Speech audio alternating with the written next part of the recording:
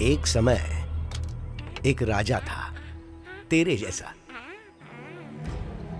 एक मामूली पत्थर के आगे श्रद्धा से उसने अपने शस्त्र त्याग दिए और अपनी विशाल जमीन उसने गांव वालों को सौंप दी। तब से लेकर आज तक उस पत्थर को वो लोग पूजते आ रहे हैं। एक दिन राजा के एक वंशज ने उस विशाल जमीन पर अपना हक जताया। चुपचाप जमीन वापस लेने के बजाय वो गांव वालों के पास गया तो गांव वालों ने कहा कि दैव की सहमति लो। तब वो दैव जो नहीं, तो उस दैव के भेष में नर्तक ने सबको ये कहा कि जो सवाल करेगा उसे खून की उल्टियां होंगी और वो मर जाएगा। तो उस वंशज ने पूछा कि ये दैव बोल रहा है या नर्तक, और ये दैव बोल रहा है या कोई नर्तक बोल रहा है? तो उस नर्तक का झूठ पकड़ा गया और वो शर्म से वहां से भाग गया। क्या हुआ? उसके बाद वो वंशज बूढ़ा होके शांति से मर गया, इस उम्मीद में कि उसके बाद उसके बेटे को वो जमीन मिल जाएगी। आजा, मैं तुझे छोड़ दूंगा। आपको क्या चाहिए साहब? देख गुरुआ, मैं तुझे अपनी जमीन दे दूंगा।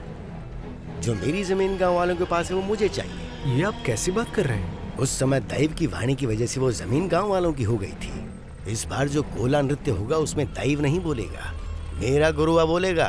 ये आप क्या बोल रहे हैं साहब? उस रूप में तो दैव ही बात करते हैं, मैं नहीं रहता। तू तो खाली कुछ पल के लिए ही दैव रहता है, बाकी समय तो तेरे अंदर गुरुआ ही रहता है।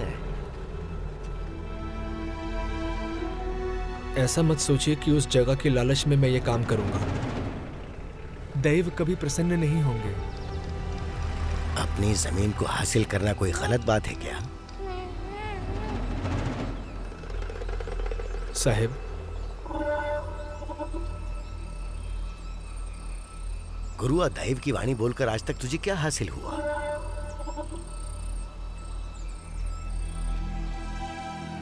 आपके मुंह से ऐसी बात यकीन नहीं हो रहा। लोग आपका बहुत सम्मान करते हैं, उन्हें पता चला तो? कौन बताएगा उन्हें? तू बताएगा क्या? बोलना, तू बताएगा? ओ, दैव बताएगा। क्यों, दैव ही बताएगा ना। तो उसने उसे छुरा भोंक दिया जिसने पत्थर के दैव के नाम पर जमीन हथिया ली थी।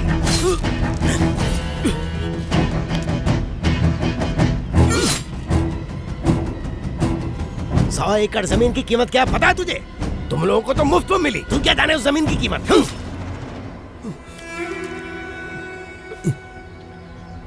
मैंने कहा था ना, आपको सब कुछ ठीक करना होगा। आपको समझ में नहीं आया। अगर मैं ही सब कुछ ठीक करूंगा तो तेरा दैव क्या करेगा? आज के बाद वो दैव मैं खुद बनूंगा।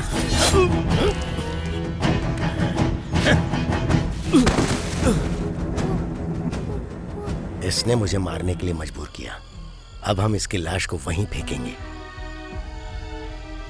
फेंकने के लिए तो जंगल में बहुत सारी जगह है, आपको वहीं पर क्यों फेंकना है? क्योंकि ये मैं चाहता हूँ। मेरी जमीन पर कब्जा करके बैठने वाले भिखारियों के लिए ये पहली चेतावनी होगी।